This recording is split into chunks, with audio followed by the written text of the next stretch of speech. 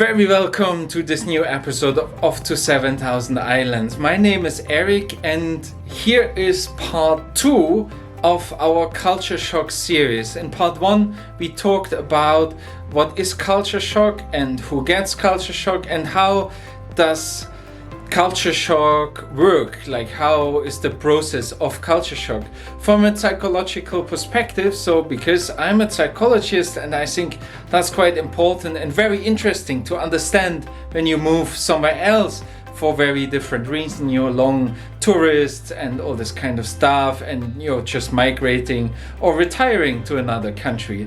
So if you want to check that out, it's linked down below. And then this part 2, we're gonna talk about factors which influence how strong you will experience culture shock. And we will again look at some research and see which factors are very important and influence culture shock in different ways, and where you might need to watch out for in the future, with some personal anecdotes as well from us and from our lives. We moved a lot around. My wife is from the Philippines.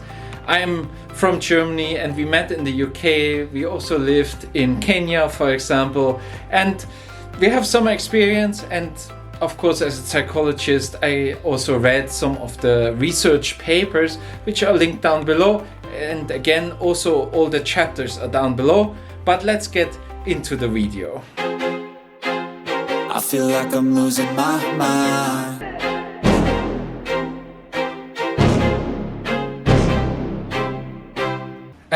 So thirdly, we come to like factors which are influencing that process. And basically there's a few I just picked out which I think are more important or are quite prominent in research papers. And first of all, that's self-esteem.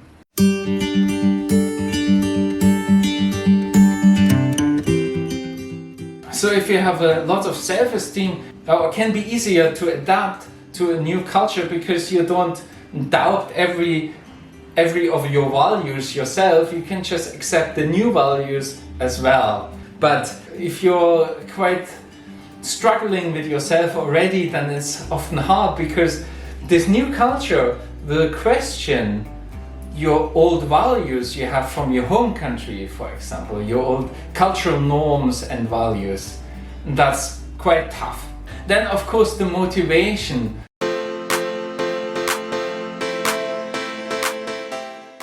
Why did you leave your home country and move to another country? The motivation of relocation, basically. And that's a big point. For example, we moved here together as a married couple and to build life here. My wife is originally from the Philippines. We met in the UK and lived a while in Germany. Now we live here, and that's very different motivation as when I come here for a job, or I come here when I'm retired, for example. There's all this kind of aspects you need to think about it, and that's factors which can help or hinder. Like for example, if you come here to work, you're often likely to work for less money than in the West. Like if you immigrate into a country who's poorer, you will also work usually for less money, which can be a real struggle. Or if you come from a country which is poorer and you move to a richer country, it's not guaranteed that you will have work, for example, all the time. So often employment rates are higher in your home country for your nationality, of course. Lots of people had work before they migrated for work in another country, but maybe that work place didn't work out and then they lose their job. So there's a higher percentage of people who are immigrants who are employless in just because it's difficult sometimes to work in other countries. And that's particularly strong if you move from a poorer country to a richer country. And of course, actually in the EU, or for example here in the Philippines where I live, it's actually required by law that employers look for local people first and then for foreigners. That means many jobs which are not very specific to people with a mother tongue, for example, will have a hard time here finding a job, for example, in the Philippines, because as a employer I need to look first for if it's not someone from here, from the Philippines, a Filipino who can do that job as well. And that is in many places the same. You might come here for marriage like me, and then you look for a job, but it's actually quite difficult to find one because of those laws. And of course, some like me, some jobs I could do, but I feel like that's not the right amount of money I would get for it, for the work I do. And that's not to look down on people who do those jobs, but it's just when you went through the education system in Germany, for example, and then studied and stuff, and then you invested all that, then it feels also, at least for me sometimes, a bit like I want to get sort of a justified payment for the work, and also the work I put in before into my education and everything. Or it needs to be for a very good cause. So, you know, like working for people with learning disabilities, I love to do this. And then I also can accept less payment. But that's all struggles you need to go through and need to see, okay, like what do I need to adjust? And of course, like all the tax regulations for your countries are also very important, because you have to always pay taxes. There are some loopholes, but in the end often people get fined a lot, so I wouldn't recommend that. But we're getting off track. So back to the original video. It's tricky, and of course what I just said, just what research showed and is a generalization on countries and people, but of course not always like that. Then of course what plays into your job situation is your economic situation.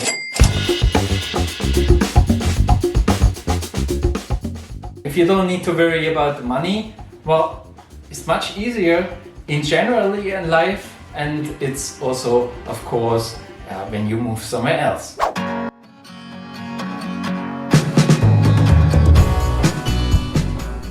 Then of course the language, when you understand the people, is easier. So when my wife moved to England, that was easier than when she moved to Germany, because she spoke English before, but she didn't speak German before.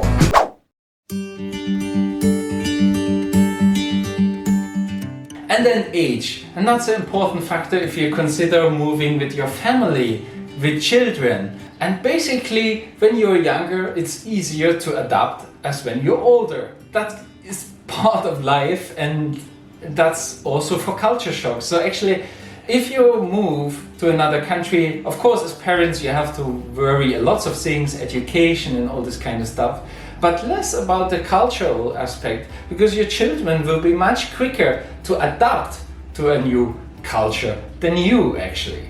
And actually, what I have observed, that's not something which is, I think, researched. I couldn't find anything to it. But when you move here with children, and the biggest struggle they have often to get used to the education system. Because when you are from the West, and I presume if you watch my channel, that's most of you, and you come here, the education system is very different if you don't go to an international school or something like this. Because here, the focus is much more on knowledge. So, like how many percentage you have right, how many questions you tick right, that's the most important thing, rather than understanding necessary. So many things are just asked as multiple choice questions. And I can speak for Europe. That's not something we do often in school, because there you in school in Europe, in Germany, and in the UK, where I can tell you it's much more on the focus of understanding. You're supposed to learn how to learn, and here it's much more about communicating just knowledge. And that's, both has its merits, and there's definitely reasons for both of it and all this kind of stuff, but I see many children struggle with this because it's less, for German children at least, it feels less meaningful just to learn something by heart when they know a different system, and it's quite hard to see sometimes. So if you move here and you put them in a normal school here, which I would not recommend, and in many developing countries, if you have the money, send them to the best school you can find, really, because the teachers and on lower schools and public schools are often also not that greatly trained, just because of all the money constraint or money which is just not in the education system. So that's something really to look out for and really to think about if it's wise to move with children. And I cannot tell myself because I don't have children. I just see it in other people, in other families. That's not always a good idea for the children, and of course they lose their friends, need to make new friends in different language, which is difficult for them often. But anyway, back to the video. I visit a friend of mine who has already children in England, and he's from Poland. They're both from Poland. They moved to England to work, and the children were very British, and sometimes they basically would correct their parents on when they would not understand English culture, because the children who would go to school and everything there would of course much better understand. They were much more British, and they would point out basically that other cultural aspect of their parents from Poland. So thank you very much for watching. It's a lot of work, those videos, so it would be really nice if you leave a thumbs up and also subscribe to our channel if you haven't done it. It would be fantastic. Again, links to the other episodes in this series are down below as well in the pinned comment, and you can check them out. All the sources are down below as well, and what else you need to maybe know, and ask in the comments if you have more questions or just some other remarks. In the next video, part 3, we will just gonna look at the last point, and that is how we can actually deal better with culture shock. How do we get over culture shock faster? And that's very important as well, and we split that up into a few videos because it would get otherwise too long, and YouTube doesn't like that. But it would be great if you share it as well with some people who might are in that position and are struggling with culture shock, or maybe planning to move. So, but that's from me here, and well, we see you in the next one.